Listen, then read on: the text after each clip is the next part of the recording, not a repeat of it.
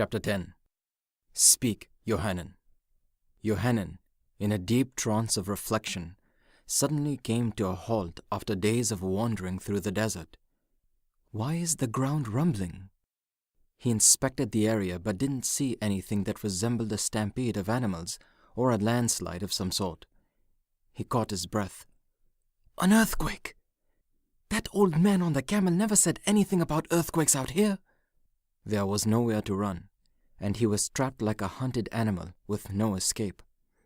Yohanan felt the earth shudder as the hands of nature panned the gobi of its golden pyramids. The vast structures of sandy hills were humbled to lie as low as the valleys they once towered over. Yohanan screamed at the top of his lungs, his feet paddling against the loosened sand. His voice snapped like a high-tension wire, leaving him hoarse.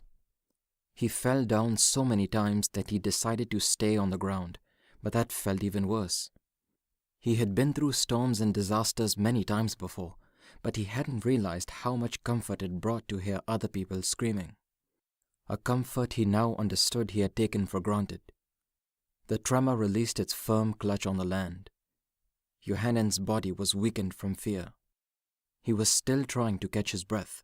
The idea of having nowhere to run in such a situation made him wonder if he should have taken the old traveler's advice. Yohanan, ebbed a voice. Yohanan scanned around his surroundings. The sky was still vacant apart from the invading glare of the sun. The long, jagged edges of the desert that touched the sky had now become a long, straight line that surrounded Yohanan. It was almost as if the land was stripped of all its garments, and he was standing on a colossal plate of sand. What do you want, Son of Nepal? Why not consider turning back and leave me be? It was the voice he longed to hear. The fear that weakened his body departed, his heart fluttered. Yohanan was disoriented. The words, I've lost the words again. What was I going to say? Quickly, Yohanan, think! He attempted to get up, but a lingering dizziness forcefully held him to the ground. I have a request for you, Great Spirit.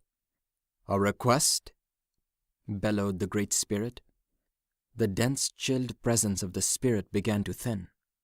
Yohanan could sense what it meant. He slapped his forehead.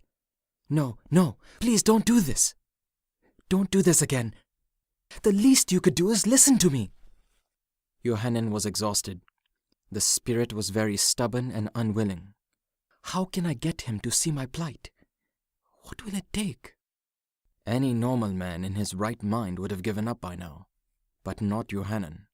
So far, the Great Spirit had appeared in a sandstorm and an earthquake. Yohanan did not like either of them, but the earthquake was far more terrifying. Yohanan felt that it might be a difficult task trying to get the Spirit to listen to him, judging from the ridicule in his last response. He trod through the sand for days and halted as soon as he noticed the long, straight line of the horizon dancing. He gasped. Another sandstorm. Could it be the Great Spirit again? Yohanan didn't panic like he did before, and his heart didn't race. He knew what he must do. He most definitely preferred a sandstorm to an earthquake. But what am I going to say this time? Perhaps I should just come right out with the question, as I never get a chance to make it known. He tucked his head down by his knees and wrapped himself in his long cloak. The clouds of brown engulfed him. He couldn't see past the pitch dark of the storm from under the covering of his cloak. He felt a breath of cooling breeze circulating him. Speak, Yohanan! The Great Spirit returned, but this was not what Yohanan had expected him to say. My fiancée is blind, and I heard that you can help restore her sight. Can you do this, Great Spirit? He said, trying to speak as clearly as he could through the wailing gale. Come, Yohanan, find me up the mountain. When the Great Spirit had finished speaking, his chilling presence vanished. Yohanan felt the heart of the desert invading, increasing like a fanned flame. What does the Great Spirit mean by the mountain? He was confused. He hadn't seen any mountains nearby before the storm. As a matter of fact, it had been weeks now since he had seen anything that even resembled a mountain, especially since the earthquake. The sandstorm disintegrated at a steady pace. The azure skies and the blazing scowl of the desert sun returned after a few hours.